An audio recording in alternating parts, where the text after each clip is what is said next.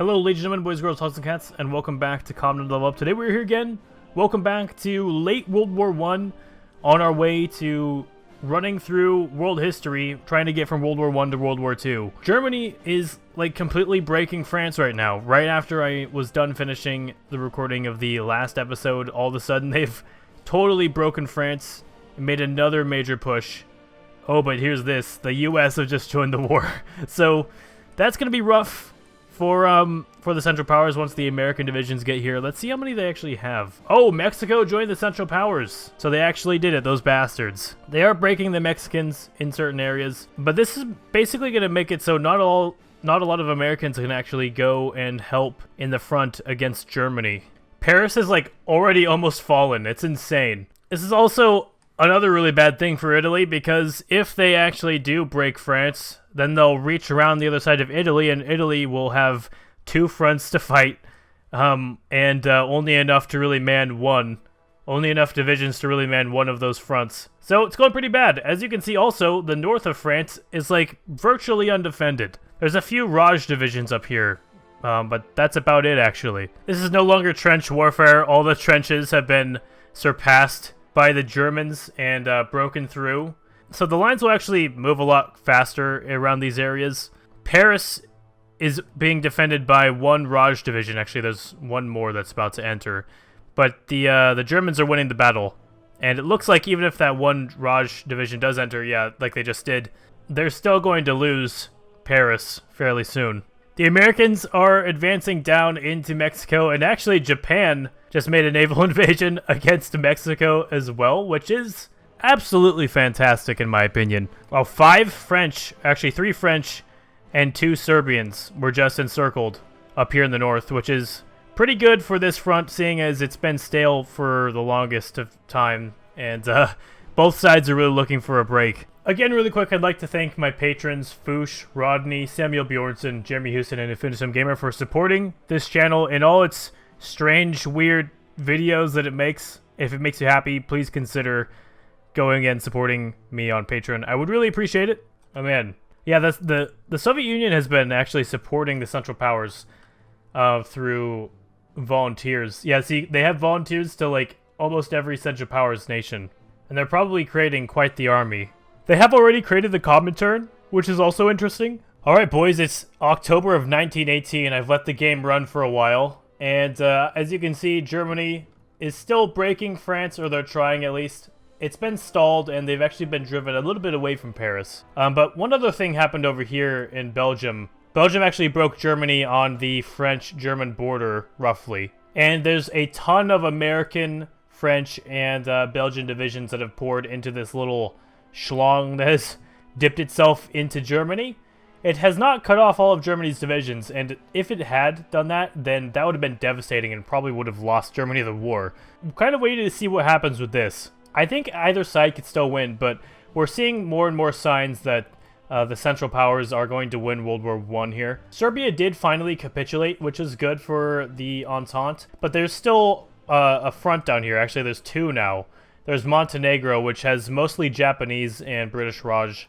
And there's actually Greece, who has officially joined the Entente as well, with the support of tons of British and Japanese divisions. It could get even worse as well if the Entente, with their loads of British Raj divisions and Commonwealth divisions, break through Constantinople, which is still held by the Ottomans, which they could then come north and break the Bulgarians, possibly push into Austria, which would be devastating. Another major thing that's happening right now is Russian civil war between the Reds and the Whites has officially started. It's not really officially where it's supposed to be, like the borders and everything, but it's okay. The Whites are actually not doing too bad. They started off with a fairly good army, but it looks like the Soviets just have way more stuff to be able to encircle the Whites with. One interesting thing about the White Army here is that they are actually fascist, but for the most part we have a major stalemate in the West on essentially all fronts. The French, the Belgian, and the Italian front are all major stalemates. Actually, in fact, the Greek front as well, also another major stalemate. So we're starting to see if one of these breaks, it could end the war on either side. Even though the Central Powers lost the Ottoman Empire, they still seem to be doing pretty okay. And even though the Entente lost Russia, they still seem to be doing pretty okay. Another major break. It's now February of 1920, so the war's gone on for 2 years longer than it has already in real life. Look at this pocket. There's like 50 divisions in here. Most of them are actually British Raj. There's quite a few Belgian, quite a few US, and various others. But they're all dead, and they've been entirely encircled by just a few divisions. Look at that. Wow, that's incredible. But I think France is going to start kicking back up again. They have reached Paris again. Also, the front in Italy has gotten way worse. Milan is now under Central Powers control. They haven't really been able to push south into Italy that much, but they're still gaining more and more control over Italy. And then over here, the front's still roughly the same with Greece. Now, the White Movement faction was formed with the Whites, but the Whites did capitulate, and then they made peace with the Georgians down here in Transcaucasia becoming communist, and the Armenians. Wow, look at that. That's beautiful. And Azerbaijanis are both authoritarian? Yeah, they're both basically non-aligned, and they're still in the faction, the White Movement, which is interesting too. Oh, and there it was, boys. I was walking back over to the computer to check on what was going on, and I just caught it, and I just hit record. So UK did white peace. Obviously, they don't have to invade the UK. France, white peaced. Belgium, white peaced. Italy, white peaced. Everyone white peaced. It's all over. Wow, they were at war with a lot of people. The Ottoman Empire has been fully restored, and let's watch a little bit. Yeah, okay, so we have a few more colonies that they've gotten. I think there's a few scripted things if Germany wins the war. They have annexed, I can't even pronounce that, but they have annexed a piece of France, and they are sort of like mega Germany now. Bulgaria annexed bits of Greece. Man, that war raged for so much longer than our World War I, and it was probably so much more deadly. Austria-Hungary got a little piece over here of North Borneo. The British Empire has been dismantled quite heavily. Did Mexico get anything? No, Mexico just gets to survive. And the Central Powers still exist as a faction as well.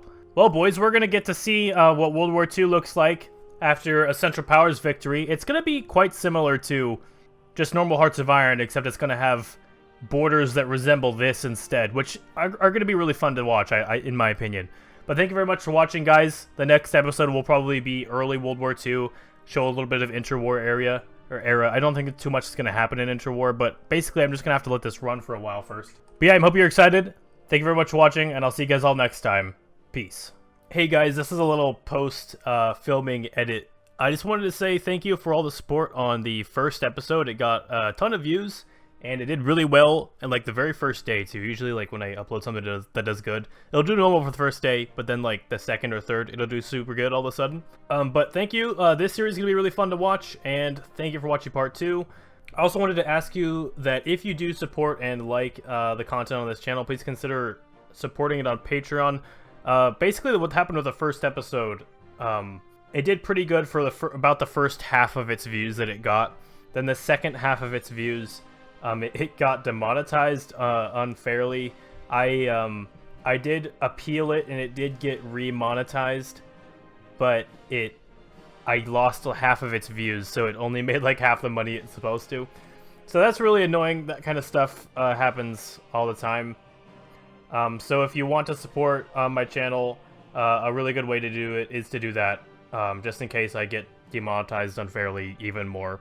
But yeah, I am pretty excited. Expect a little bit more of a break in between the World War II episodes that are going to be coming up, because I am going to have to go through the interwar period, and I'm going to have to watch the whole thing just in case something happens. And I am going to make sure that it does run good. If I have to restart it a couple times, I'm not from World War I, but I have to restart it from like right now, then I will, just to make sure that it ends up being a good video. One problem I'm having is that the Soviet Union does not have its normal vanilla Hearts of Iron focus tree built in. So it has like this other one that's going to be odd to include with the other countries that have their vanilla ones now built into them. But I think it'll be fun because it might cause some differentiation. You know, obviously if Germany won World War I, we wouldn't have the same outcomes. So it should be pretty cool. But thank you all for watching, guys, If you like this episode, make sure to like, favorite, and subscribe if you guys are new. And I'll see you guys all next time. Peace.